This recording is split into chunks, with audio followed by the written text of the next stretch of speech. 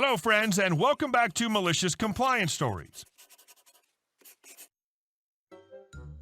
Gotta love it. Nothing like seeing an over-demanding boss finally get what's coming to them. But before we begin, don't forget to subscribe to our channel if you're new here and turn on notifications so you don't miss a new video every single day. Here we go. Nobody leaves or you get written up. I used to work at a large warehouse for a delivery company moving trucks. During the holidays, like every delivery company, we're loaded, working long, crappy hours and very busy manual work. What's normally a 4 or 5 hour shift is now 8+ every night. Not terrible, except the fact that I was already double shifting for the company to help them out. Working 2 shifts, I would leave my house at 9:30 a.m., commute 25 minutes to work until 5 p.m. out on location, and start my second shift at 6. I had to eat, change my clothes, and commute nearly 30 minutes during that time. Usually, we would work until midnight or so, sometimes later as far as 2 to 2:30 a.m. During normal season and most holidays, most of my coworkers and I skipped official 10-minute breaks and 30-minute lunches because we just wanted to finish our work and go home. In my area, we had about 7 to 8 total workers, and it was our only job to move trucks, following a specific list and parking them exactly where the list says. Our supervisor was adamant about following the list exactly, no exceptions. About 5 of my coworkers were also double shifting that year. Tensions were high as everyone was overworked and exhausted. During the later nights, we would just be finishing up as the next shift begins, as they started earlier now because they also had longer hours. Not only was our supervisor strict about the list, we had to deal with the next shift supervisors demanding us to make changes to the list we were given. So the work we just did, we would have to change later in the night. Fast forward several weeks into the busy season. Work's going as it had been. When midway into our shift, our supervisor gathers all of us and says we would have to stay extra late and help out the next shift, do their job because their crew all managed to call in sick. This did not fly with everyone and chaos ensued. Words were exchanged, and then our supervisor threatened all of us with a write-up if we left before we were allowed to. All of us worked very hard, and we were just too understaffed for the amount of work needed to be done. Combine that with the next shift starting sooner, gave us less time to do more work. Come later in the night, just past midnight, and everyone's pissed and ready to go home. More words are exchanged, nothing's done about the situation we were in. The following day, we find out it's in our contract that we don't have to do anyone else's work but our own, and they can't make us stay past the time we feel it's unsafe to work.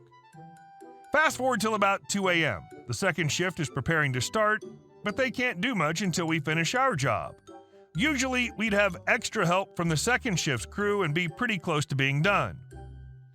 At this point, 2 of the following shift's workers, someone cured their sickness and showed up. Could we go home? Nope, not this time. And all of us were fed up.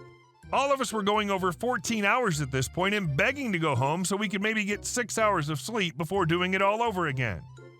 Our supervisor told us prior that we were allowed to take our lunches whenever we wanted if we chose, so we decided since none of us had taken our lunches and if we were going to have to stay longer, we'd take our lunches simultaneously.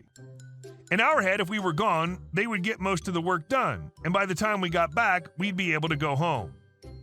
That's exactly what we did. All of us walked out and went to lunch together.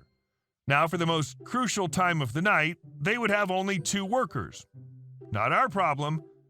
30 minutes later, we all walk back in with a grin on our face, excited to see the reaction of our supervisor and the next shift supervisors. Walk out to our area to find the supervisors finishing the work themselves. The second shift has already started, and they're getting backed up because our job still wasn't done. Let me clarify that part of our job is to help set up for the next shift, although it wasn't our priority or main responsibility. It was just what we did to help the next shift. Once the supervisors see us, they ask us to finish the last few things. We did at the most majestic pace I've ever worked. At this point, it took only about 15 to 20 minutes to finish what only take 5, but we'd already delayed the next shift and caused plenty of chaos. To finish what we started, we just said that we were too tired to work and driving a vehicle is really unsafe. We said we're now leaving, and if you write any of us up, we'll gladly file a report about our situation and then grievance the supervisors who were doing the work. This was also in the contract and against the rules for any management to do part-timers' work. No write-ups were ever issued, and the supervisor got written up for his behavior and threats. We were never asked to stay late again, and we were allowed to leave whenever we wanted as long as we worked the minimum amount of hours, 6, or we felt we were just too tired to work. Our second idea was to accidentally hit something to prove the point that some of us were literally falling asleep at the wheel. At this point, I also tracked my steps every day, and we'd average close to 20 miles a day walking. And our second story. How did you even get in? Okay, to straighten things out, I'm an 18-year-old photographer part-time with my own photography business. It's very small, by the way. People would usually hire me off the streets because I took photos in and around London during the nighttime, and it was a massive hobby and a way for me to build up my portfolio. From doing this, I've gained jobs at multiple clubs that hire me for their events. If they couldn't pay me a full set price, I would always be offered some sort of compensation. One of these clubs I work at already has a photographer, but he comes in a few hours after opening. He knows me well, as I usually stick around for an hour or two when he starts his shift. At this club, thankfully enough, the owner gives his employees a club employee card, which on shift you can get free soft drinks, and off shift up to 3 free alcoholic drinks, which gets put onto a tab. I've been working at this club for about 2 months in my spare time from my main job, and I've gotten really friendly with most of the staff. Even the bouncers will let me through the front door without question, even when I'm just there for a casual night out. The manager knows me quite well, as I return the SD card he provides to me at the start of a night, and I return it either the next day or week depending on how long it takes me to edit the photos. Basic Photoshop and adding their watermark. Okay, now that's out of the way. This one night, I was returning to the club to drop off said SD card. Unfortunately, the manager was out at the time of my arrival, so the bouncers let me in as usual and gave me the same indication that if I had any issues to give them a shout. Anyway, I'm sitting at the bar getting a drink while I wait and walking around. I get a text from the other photographer saying he's going to be running late and asked if I could cover him as he knew I'd be here tonight. Truth be told, I don't mind doing that as it means more money in my pockets. He instructed me to where he left the work camera owned by the club itself, so I headed to the back room to pick up the equipment required. As I'm rummaging around the office, a woman, I'd say in her mid-30s, comes in and shouts at me asking why I'm in here and that customers aren't meant to be here. I calmly reach into my pocket and show her my employee card. Unfortunately, it doesn't have my picture on it, only my name, and because I never need to show my ID entering this club, I don't bring it with me. Carrying my passport's not something I like to do, and since I don't drive, that's my only form of ID I have. This woman, as we all know and love, shall be known as Karen. She grunts at me, yanking the card out of my hand, and after reading the title photographer, she shouts at me saying the club only has one photographer. She grabs me by the arm with her nails digging into me. I exclaim to her that James, the other photographer, was running late and that I'm covering for him. She yelled at me as she tried dragging me out, saying it's his fault, he's going to get fired and not mine. He can't just ask any random kid to cover for him without the manager knowing first. Now, myself personally, I'm an introverted extrovert, so I can either be very bad in social situations or be the center of attention in the room, depending on the situation. I also had a bit of an anger problem when it came to confrontation. As Karen escorted me to the exit, I exclaimed that I worked here part-time every weekend and the manager will agree with me. She yells at me saying the manager isn't dumb enough to hire a child. She threw me out completely, ripping into my skin as she threw me out. The bouncers went to help me up when she turned to them saying, "Do your damn job and don't let a child in." She left, and the bouncers were loving it, laughing at me, calling me a kid. We were all laughing at this point, thinking she was just crazy. I waited with the bouncers. When James came into his shift shortly after, so did the manager. He noticed some blood on my arm and asked, "Who did this?" I told him everything, including how he wouldn't be so stupid to hire a child such as myself. He laughed and we went back into the club. We entered the office and I explained the photos I took this week will be short as I didn't get a cover for James. I then gave him last week's portfolio. We laughed over it and went to the bar to get a drink. On the house as an apology, he later discussed with Karen about me. Turns out Karen had to be let go due to her unacceptable behavior with treating a fellow employee and customer. Apparently, even if I was a customer, she had no right touching me in general and is meant to call security to escort me out.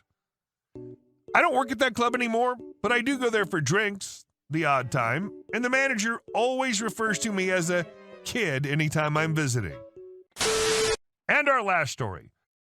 I closed access to my property and the lakefront. Background.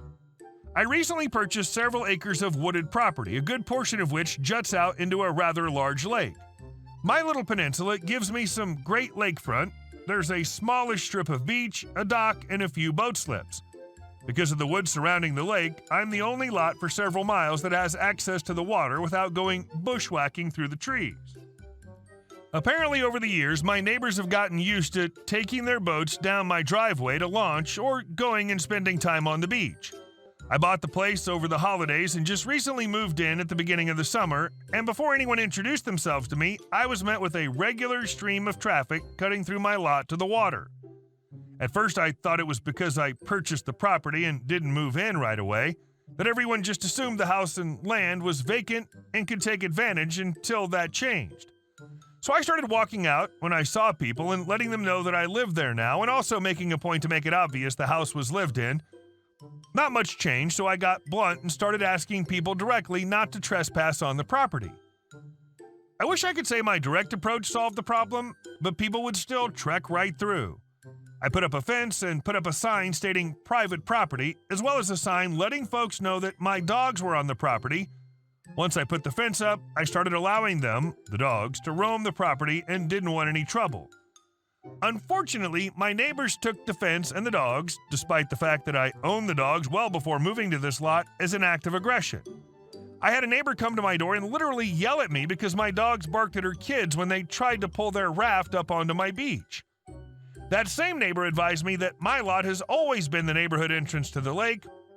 Apparently, a number of the neighbors built the fire pit and put the tables and rocks and park-like features out there.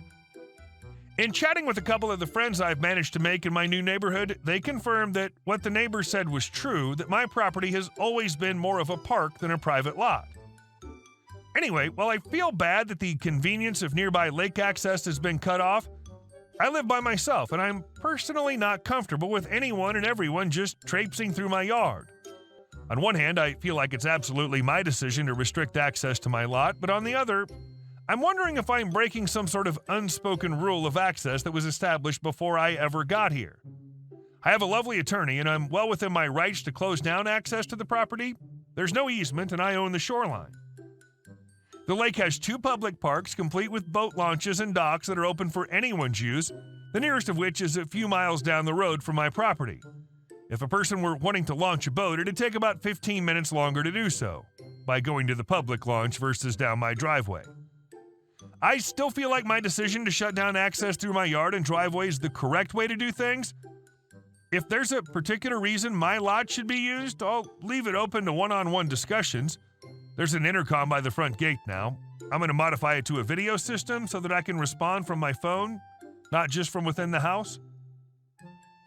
They're upset their assumed free access got rightfully taken away. Hey guys, thank you all for watching the video. I'll see you in the next one.